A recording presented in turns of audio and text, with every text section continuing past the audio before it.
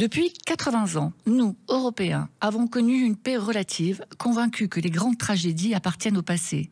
Les décennies de tranquillité nous ont conduits à une perception de paix inébranlable, immuable. Bercés par cette illusion, rien ne semblait pouvoir perturber nos certitudes. Pourtant, sous cette surface, les plus attentifs savent que le monde est en ébullition. Les tensions internationales, les conflits armés, les guerres économiques, informationnelles, hybrides, rappellent constamment la fragilité de cet équilibre. La paix que nous croyons acquise repose sur des fils si tenus qu'un souffle semble suffire à tout faire basculer. Mais alors, que faire de cette conscience aiguë de la fragilité ? Doit-elle nous paralyser ou au contraire nous pousser à réfléchir à ce que signifie vivre dans un monde en guerre ?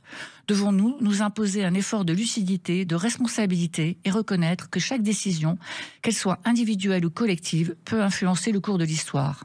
Sommes-nous prêts à affronter, saurions-nous affronter les épreuves qu'endurent les Ukrainiens, les Israéliens, les Palestiniens et tant d'autres peuples frappés par la guerre ?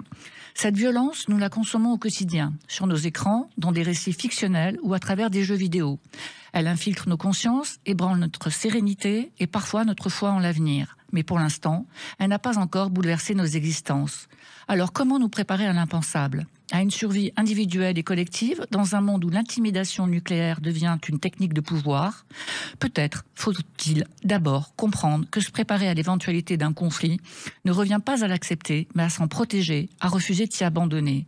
Cela implique une prise de conscience collective afin d'examiner nos propres comportements, qu'ils soient intentionnels ou non, leur rôle dans l'alimentation des tensions, de reconnaître l'effet insidieux des fausses informations, de sourcer les fake news qui brouillent notre capacité de jugement, de refuser de se soumettre à une peur insidieuse.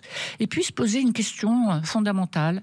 À quel moment notre avis de citoyen est-il sollicité sur des guerres qui, bien que lointaines, façonnent notre monde ? Depuis toujours, l'humanité a été façonnée par des luttes et des affrontements. Ce constat nous rappelle que la paix est loin d'être la norme. À l'heure où l'insouciance n'est plus une option, il devient urgent de s'approprier la question de la paix, non pas comme une évidence, mais comme un choix conscient, une lutte active et un engagement collectif pour bâtir un nouveau futur.